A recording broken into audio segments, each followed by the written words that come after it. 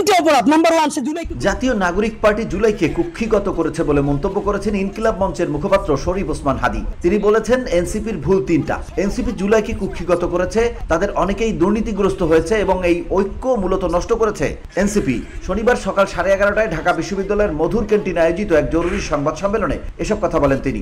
জুলাইকে কুক্ষিগত তারা করেছে, এই জুলাইকে কুক্ষিগত করার কারণে তারা দ্বিতীয় যে কাজটা করেছে, অনেকেই তারা দুর্নীতিগ্রস্ত হয়েছে। দেখেন আমাদের কলিজা ছিঁড়ে যায় এই কথাটা বলতে।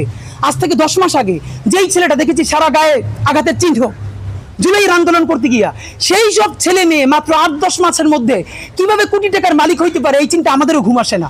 উপদেষ্টা মাহফুজ আলমের উদ্দেশ্যে হাদি বলেন, মন চাইলেই পোস্ট দেন, 3 ঘন্টা পর ডিলিট করে দেয়, পরে এসে ক্ষমা চায়। ভাই, আপনি যদি আবেগী হন তাহলে নাটক করেন, আর্ট করেন। আপনাকে উপদেষ্টা হতে কে বলেছে? এই ঐক্য প্রথমত বিনষ্ট করেছে এনসিপি। এই যে জুলাইয়ের বৃহত্তর ঐক্য, কত মনে করে ফেসবুক একটা আছে, আগেও বলছিলাম যে ফেসবুক অ্যাকাউন্ট সব ডক্টর ইউনূসের কাছে জমা থাকবে।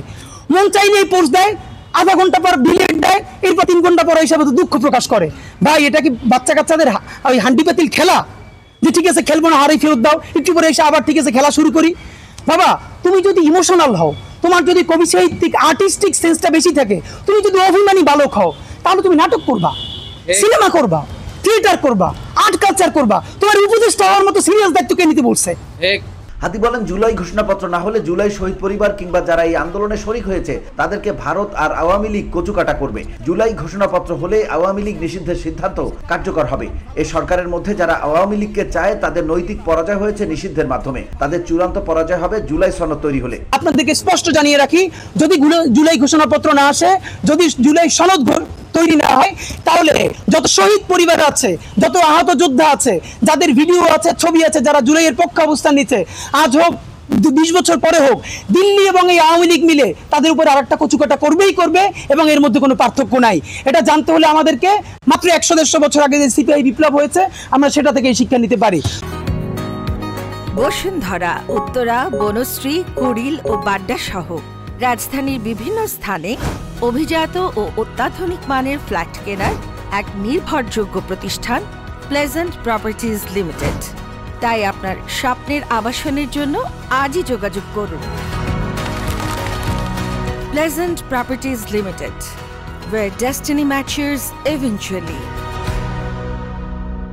তিনি বলেন, সরকার ও সেনাবাহিনী এই মুহূর্তে মুখোমুখি অবস্থান করছে। সেনাপ্রধান যে বক্তব্য দিয়েছে সেটি স্পষ্ট একটি রাজনৈতিক বক্তব্য। বাংলাদেশ সেনাবাহিনীর অনেক অফিসার আওয়ামী লীগের সুবিধাভোগী। সেনাপ্রধানের উদ্দেশ্যে ইনকিলাব মঞ্চের মুখপাত্র বলেন, বর্তমান সেনাপ্রধান, আপনি এভাবে রাজনৈতিক বক্তব্য দিতে পারেন না। সম্ভবত আমাদের সেনাবাহিনী একটি ইনস্টিটিউশনালি একটা সিদ্ধান্ত নিয়েছে যে দলই আগামীতে ক্ষমতায় আসবে তাদেরকে সেনাবাহিনীকে বলে আসতে হবে।